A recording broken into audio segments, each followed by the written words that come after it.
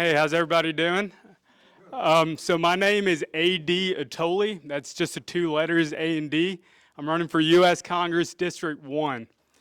A few things about me. I'm from this town called Center. It's small, about 2 hours south of here. Graduated out of high school from there. I was a valedictorian there. Ended up going to Rice University. Was on the president's honor roll there. Decided this was when Afghan was going real hard still. Wanted to go into the Marine Corps, kill some terrorists up there. But that application process took like 8 years. So I ended up doing a bunch of short-term jobs in between then.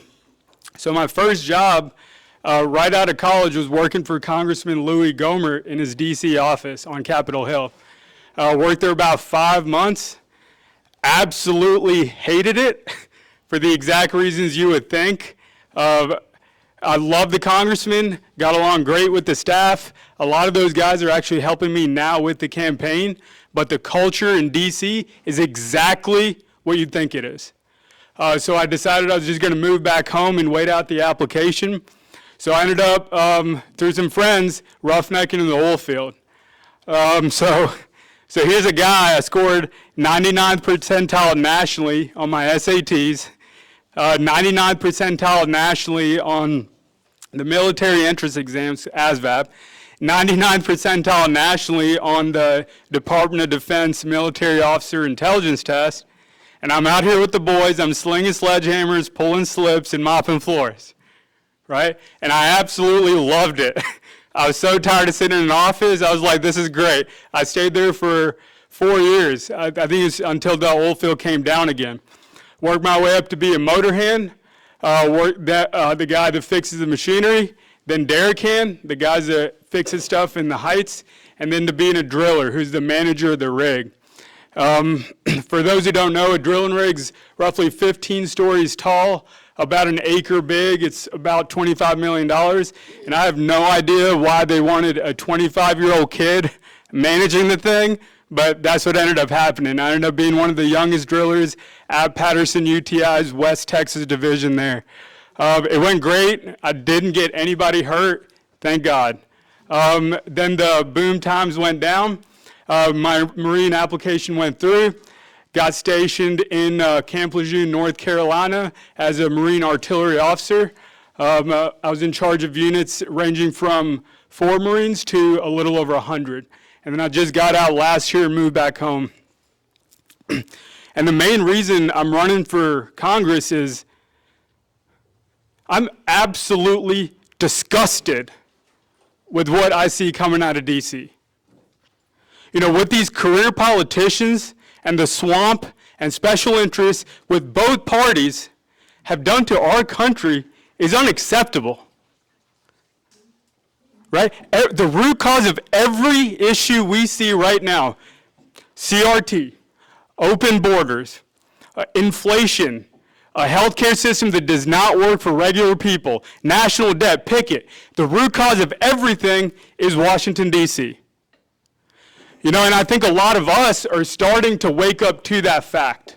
A lot of us don't want to do politics. We don't even want to think about it, but we are realizing we cannot let these career politicians run our country like this. And I know a lot of people are getting activated at the local level. I know a lot of people are getting activated at the state level. I want to fight for us at the federal level. And that's the reason I'm running, is I think there's a specific, practical, and simple way to decrease the size of the federal government and get our country back working for us. And let me just say one thing, okay? No politician we elect is going to fix the swamp. It does not matter how smart you think you are. If you think you're a real nice guy, you're real motivated, determined, whatever. It's not going to work, and I know this because I have friends that are staffers, both houses of Congress, at the Pentagon, White House, multiple federal agencies through my time in the Marine Corps, and they just think differently than us, right? They don't see us as a free nation. They see us as a block that needs to be controlled so nothing messes up. And that's why I'm terminating myself to 12 years. Because as hard as I'm going to try and I feel like I won't, you can never tell. And that's why I'm term limiting myself to 12 years. But what is possible is if we were a nation for hundreds of years that was run on local self-government, if we were a nation for hundreds of years that was founded on God as the foundation of the country, and family and communities as our central institution, if we did that for hundreds of years, why can we not go back to that now?